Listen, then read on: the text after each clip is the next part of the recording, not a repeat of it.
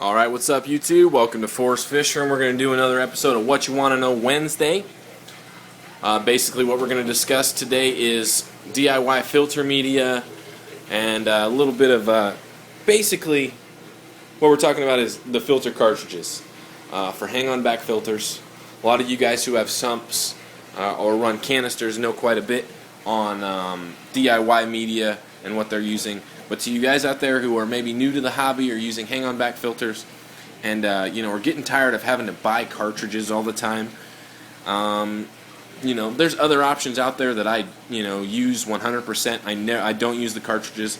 I merely have these two because it came with my filter that I got recently, and they were in the tank until I picked up some of my my good material. There's a few reasons why these things are terrible. One, the biggest one is cost. They are a continuous cost. You continuously have to buy them. You either have to buy, new pads for them or replace the carbon or whatever. It's a waste of money, guys. Don't waste the money. Don't waste the time. You can see right here, this came with the filter, and look at this shit. It's garbage.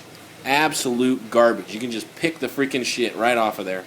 Built terribly. They're not built to last for any period of time, and they do that on purpose.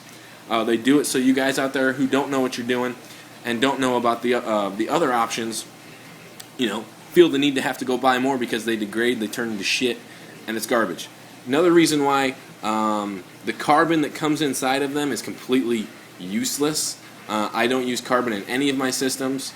The only reasons you ever need carbon is to maybe eliminate a medication, which a water change will do, or to clarify your water. And if you're having water quality issues as far as clarity, you need to check your mechanical filtration first, because that's where the issue's coming from. The mechanical filtration, your flow. If you're not getting the right flow with the right mechanical filtration, your water's gonna look like shit. Sorry if my language is bad, but this is something I feel very passionate about. This is something I do, in all my tanks. I feel like these are a waste of time, waste of money. So what I do in my hang-on back filters, I have 4 in here right now. I have 2 Aquarium 5575s rated at 300 gallons per hour. Aqua Clear 70 rated at 300, and those are 400 if I didn't say 400. And the Penguin 350, which is of course rated at 350 gallons per hour. And these came with the Penguin, and like I said, they're garbage, they're waste. What I use is this filter pad right here. This is stuff I get from my LFS. It comes in about a 5-foot roll. Just picked some up today, and it's about 5 foot by 18-inch roll, and it's $9, $9.99. A box of those things that lasts you probably a month is probably that same price. This stuff right here, super solid, super compact, super dense, will work great as a biomedia, or work great as a the mechanical media, which is more important as far as polishing the water. And it's not going to degrade. It's not going to fall apart. I'm not going to have to change it. All I got to do is periodically rinse it out, clean out the shit, and make it look good so it can make my water look good. So I use that in my filters. I also use scrubbies. Scrubbies, pot scrubbies. These are probably the single best DIY media out there. They're cheap, super cheap.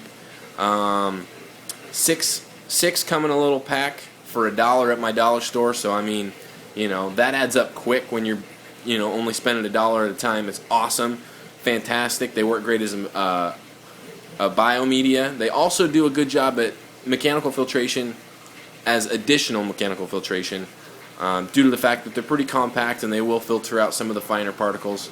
Not like this stuff will, of course, but they do help as an additional water polisher to add to your mechanical filtration.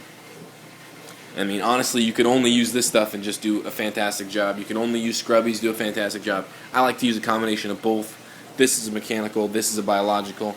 I'm going to go up here and show you guys what I've got going in my Aqua Clear, or Aquarium 5575. Sorry if I'm blocking the light from you guys. So what we've got here is, this thing's built to have cartridges in it. And the cartridges are made to take up as much space as possible, with as little biological capacity as possible. I believe they have a lot of these filters basically just to polish the water and make it look clean. They don't really care about the the true filtration principles of biofiltration, mechanical filtration, all that kind of stuff. They just want tanks to look clean. They don't really care what the water quality is like. So I have this set up where I've got it similar to how you would do like a sump where you've got your mechanical filtration first, and then you got your biofiltration. First things first, we've got our mechanical filter pad. I have that cut to the side. Any water entering has to pass through this first. All I have to do is take this out, clean it periodically, and I don't have to change it. This one I've been using for months, and it's still as coarse, it's still as strong as it was the first day I put it in there. And then in the second half here, we have our scrubbies.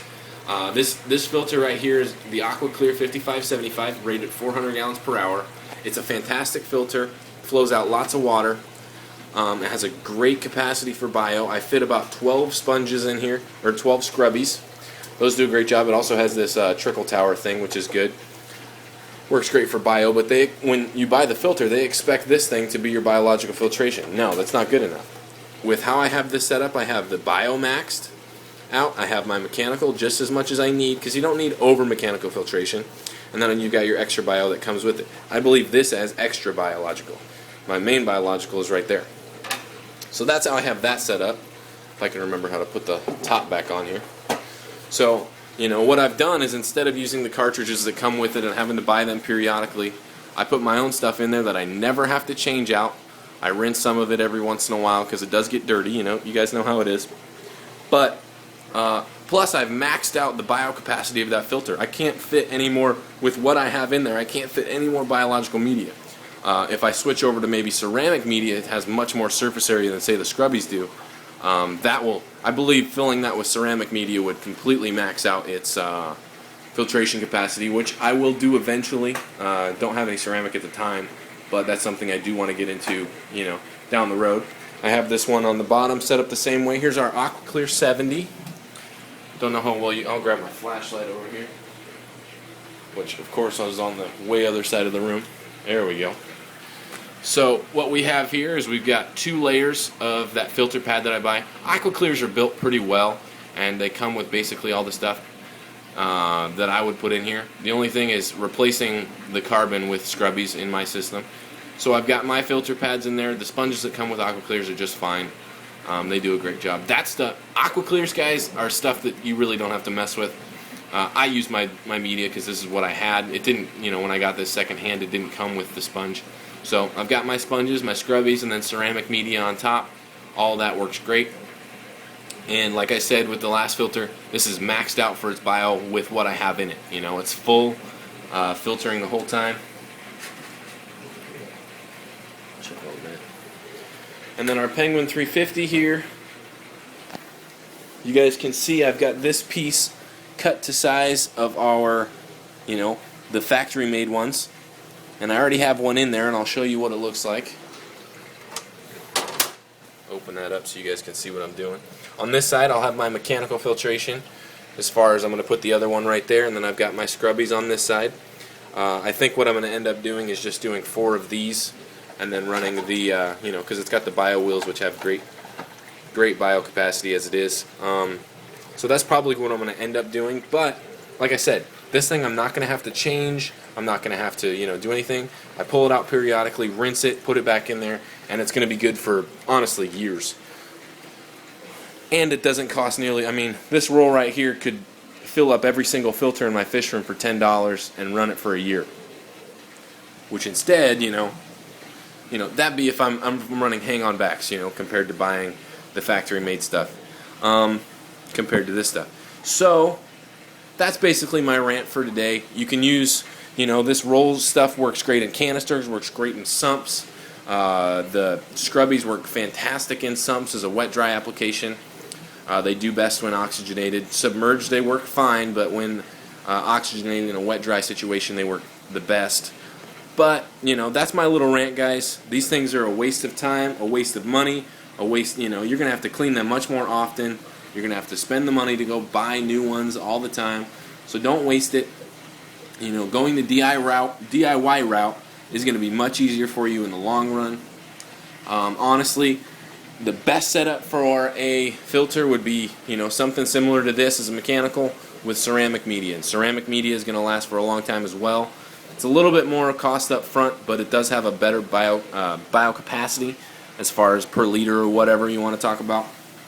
But like I said, guys, that's my rant for today. hit that like button, hit that dislike button if you completely disagree with me. If you do, post up a reason why. I've been using filter pads for this and this, for this and this, and this is why I think you're wrong. Absolutely, I don't mind that stuff. I like hearing other people's opinions on this, because this is my opinion. When it comes down to it, these things are my opinion. This is what I'm sharing with you, is what I think, and a collected, knowledge that I've gained throughout my experience through the hobby. Because, I've been there where I had to buy the filter pads, and I was like, why the hell do I have to do this? Did my research, found other ways to do it that honestly are much better and work great. So, without further ado, we're going to call this good. Shoot up suggestions for next week's What You Want to Know Wednesday. I'll pick the best one or best two to talk about, and we'll discuss those for you guys. As usual, see you next time.